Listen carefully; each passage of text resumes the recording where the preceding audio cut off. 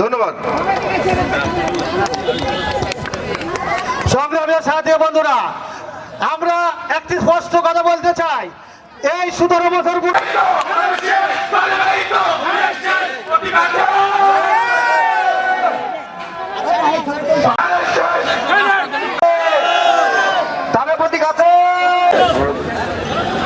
হয়তোবা আমরা বাংলাদেশের গণতন্ত্রের পুনরুদ্ধারের স্বপ্নটা দেখতে পারতাম না। আর আমাদের কাছে প্রাণ খুলে আমাদের দেশনেত্রী বেগম খালেদার জন্য দোয়া প্রার্থনা করি। আমরা সকলে বলি আমিন।